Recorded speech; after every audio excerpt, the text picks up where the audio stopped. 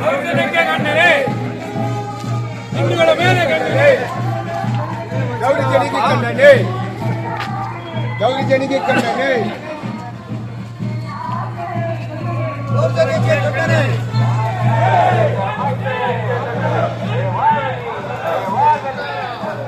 ಸನಾತನ ಹಿಂದೂ ಧರ್ಮಕ್ಕೆ ಜಯವಾಗಲಿ, ದೌರ್ಜನ್ಯಕ್ಕೆ ಧಿಕ್ಕಾರ,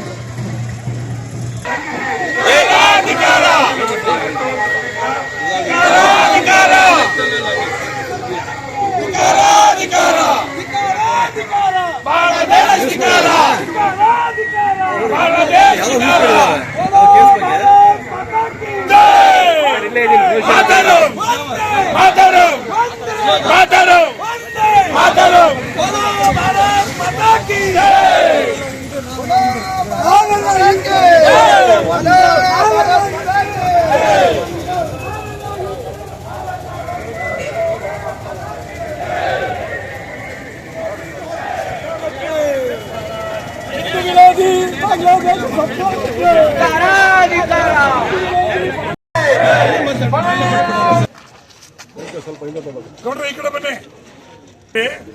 ಅಲ್ಲಿರುವಂತ ಹಿಂದೂ ನಾಗರಿಕರ ಮೇಲೆ ಸರ್ಕಾರ ಪ್ರಚೋದಿತ ಇಸ್ಲಾಮಿಕ್ ಉಗ್ರವಾದಿಗಳಿಂದ ಕೊಲೆ, ಸುಲಿಗೆ, ಅತ್ಯಾಚಾರ ನಡೀತಾನೆ ಇದೆ. ಇದುವರೆಗೂ ನಿಲ್ಲಿಲ್ಲ. ಕಳೆದ 18 ದಿನದಲ್ಲಿ ಒಂದು 6 ಜನರ ಹತ್ಯೆ ಆಗಿದೆ, 7 ಜನದ ಹತ್ಯೆ ಆಗಿದೆ. ಅದರಲ್ಲಿ 4-5 ಜನ ದಲಿತರದ್ದು ಕೂಡ ಹತ್ಯೆ ಆಗಿದೆ. ವಿಶೇಷವಾಗಿ ಅಲ್ಲಿ ಹೆಚ್ಚಿನ 90 ಭಾಗ ದಲಿತರಲ್ಲಿದ್ದಾರೆ. ಇದು ಕೂಡ ಸರ್ಕಾರ ಇದುವರೆಗೂ ಯಾವುದೇ ರಕ್ಷಣೆಯನ್ನು ಕೊಟ್ಟಿಲ್ಲ ಅಲ್ಲಿ. ಆ ದೃಷ್ಟಿಯಿಂದ ಈ ದಿನ ನಾವು KGF ನ ಹಿಂದೂ ನಾಗರಿಕ ವೇದಿಕೆ ಇವ್ರ ಕಡೆಯಿಂದ ಈ ಪ್ರತಿಭಟನೆಯನ್ನ ನಾವು ಮಾಡಿ ನಮ್ಮ ಕೇಂದ್ರ ಸರ್ಕಾರಕ್ಕೂ ಮತ್ತು ರಾಜ್ಯ ಸರ್ಕಾರಕ್ಕೂ ಅಲ್ಲಿರುವ ಹಿಂದೂಗಳ ರಕ್ಷಣೆ ಕೊಡೋ ದೃಷ್ಟಿಯಿಂದ ಈ ಒಂದು ಪ್ರತಿಭಟನಾ ಮೆರವಣಿಗೆ ಮಾಡಿದ್ದೀವಿ. ಹಾಗೂ ಅಲ್ಲಿರುವಂತ ಉಗ್ರವಾದಿಗಳನ್ನ ಸರ್ಕಾರ ದಂಡಿಸಿ ಅವರಿಗೆ ಹಿಂದೂಗಳ ರಕ್ಷಣೆ ಕೊಡಬೇಕು ಅಂತ ಆ ದೃಷ್ಟಿಯಿಂದ ಇವತ್ತು ನಾವುಗಳೆಲ್ಲ ಸೇರಿ ಈ ಒತ್ತಾಯ ಮಾಡ್ತಿದ್ದೀವಿ. ಹಾಗೂ ಈಗ ಒಂದು ಮನವಿಯನ್ನ ನಾವು ಕೇಂದ್ರ ಸರ್ಕಾರಕ್ಕೂ ಮತ್ತು ರಾಜ್ಯ ಸರ್ಕಾರಕ್ಕೂ ಕೂಡ ಇದ್ದೀವಿ. 2 ನಿಮಿಷದಲ್ಲಿ ನಮ್ಮ ಪ್ರಸಾದ್ ಅವರು ಈ ಮನವಿಯನ್ನು ಓದ್ತಾರೆ. ದಯವಿಟ್ಟು To honor the Honorable Prime Minister, Government of India, New Delhi.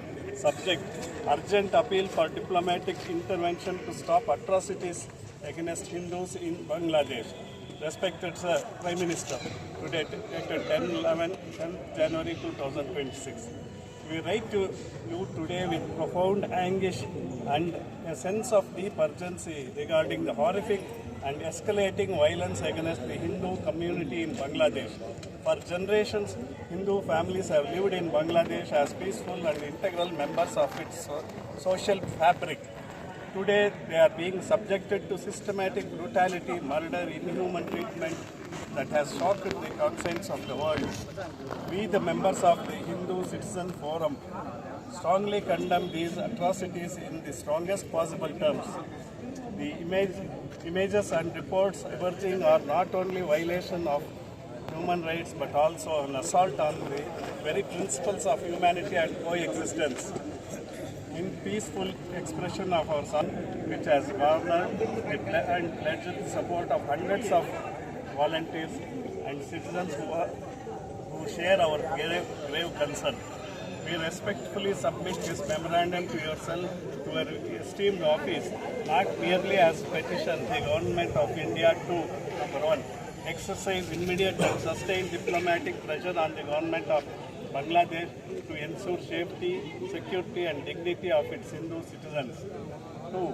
Call upon international bodies and the global community to unequivocally condemn this violence and uphold universal human rights. 3. Explore all avenues to ensure that the victims receive justice and concrete lasting measures are implemented to prevent further prosecution.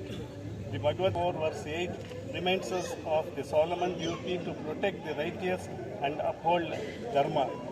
Paritranaya sadhunam vinashaya cha dushkritya dharma samsthapanarthaya sambhavami yuge, meaning to protect the virtuous, to annihilate the wicked and to re-establish the principles of righteousness. I manifest myself millennium after millennium. In this spirit, we appeal for the protection of the innocent lives, beacon of pluralism and justice. We are confident that under your guidance, the government will take decisive action to stop this violence and ensure the protection of life, property and sacred human rights of our brothers and sisters in Bangladesh. Thank you for your urgent intervention and on this critical matter.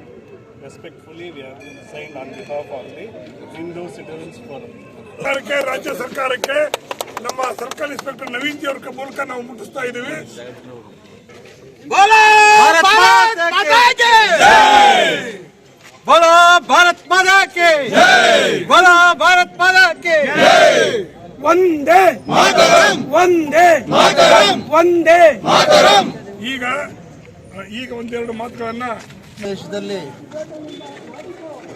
ಹಿಂದೂಗಳ ಮೇಲೆ ನಡೆಯುತ್ತಿರುವ ಹಲ್ಲೆ, ಹತ್ಯಾಕಾಂಡ, ಅತ್ಯಾಚಾರ ಮುಂತಾದ ಖಂಡಿಸಿ ಭಾರತಾದ್ಯಂತ ಹಿಂದೂ ಸಂಘಟನೆಗಳು ಮತ್ತು ಹಿಂದೂ ಜನರು ಪ್ರತಿಭಟನೆಗಳನ್ನು ನಡೆಸ್ತಾ ಇದ್ದಾರೆ. ಅದೇ ರೀತಿಯಾಗಿ ಈ ಒಂದು KGF ನಗರದಲ್ಲೂ ಸಹ ಎಲ್ಲ ಸಾರ್ವಜನಿಕ ಬಂಧುಗಳು, ಹಿಂದೂ ಸಂಘಟನೆಗಳು ಮತ್ತು ಎಲ್ಲ ಸಂಘಟನೆಗಳು ಸೇರಿ ಈ ಒಂದು ಪ್ರತಿಭಟನೆಯನ್ನು ಹಮ್ಮಿಕೊಂಡಿದ್ದೇವೆ. ಈ ಏನು ಹತ್ಯಾಕಾಂಡ ನಡೀತಾ ಇದೆ, ದೌರ್ಜನ್ಯಗಳು ನಡೀತಾ ಇದೆ, ಅತ್ಯಾಚಾರಗಳು ನಡೀತಾ ಇದೆ ಬಾಂಗ್ಲಾದೇಶದಲ್ಲಿ ಹಿಂದೂಗಳ ಮೇಲೆ, ಇದನ್ನು ತೀವ್ರವಾಗಿ ನಾವು ಖಂಡಿಸ್ತಾ ಇದ್ದೇವೆ.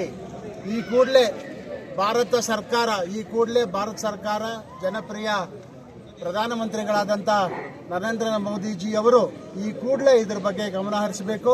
ಅಲ್ಲಿ ನಡೀತಾ ಇರತಕ್ಕಂತಹ ಹತ್ಯಾಕಾಂಡವನ್ನು, ಅತ್ಯಾಚಾರವನ್ನು, ಅನಾಚಾರವನ್ನು, ಹಲ್ಲೆಗಳನ್ನು ತಡೆ ಹಿಡಬೇಕು ಅಂತೇಳಿ ಈ ಸಂದರ್ಭದಲ್ಲಿ ಹೇಳೋಕ್ಕೆ ಇಷ್ಟಪಡ್ತಾ ಇದ್ದೀನಿ. ಅದೇ ವಿಶ್ವಸಂಸ್ಥೆ ಸಹ ಇದರಲ್ಲಿ ಇಂಟರ್ಫಿಯರ್ ಆಗಬೇಕು ಮತ್ತು ಈ ಕೂಡಲೇ ಈ ಹತ್ಯಾಕಾಂಡ, ಅನಾಚಾರಗಳನ್ನು ನಿಲ್ಲಿಸಬೇಕು ಅಂತೇಳಿ ಎಲ್ಲ KGFನ ಜನತೆ ನಾವು ಇದನ್ನು ಖಂಡಿಸ್ತಾ ಇದ್ದೀವಿ. ಅದೇ ರೀತಿಯಾಗಿ ಇದನ್ನು ತಡೆ ಹಿಡಿಬೇಕು ಅಂತೇಳಿ ನಾವು ಭಾರತ ಸರ್ಕಾರವನ್ನು ಆಗ್ರಹ ಪಡಿಸ್ತಾ ಇದ್ದೀವಿ. ಹಿಂದೂಗಳ ಕಗ್ಗೊಲೆಯನ್ನು ಖಂಡಿಸಿ ಇವತ್ತು ಸಾಂಕೇತಿಕ ಧರಣಿ ಕಾರ್ಯಕ್ರಮವನ್ನು ಎಲ್ಲ ಹಿಂದೂ ಬಂಧುಗಳು ಇವತ್ತು ಸೇರಿ ಕಾರ್ಯಕ್ರಮವನ್ನು ಮಾಡ್ತಾ ಇದ್ದೀವಿ.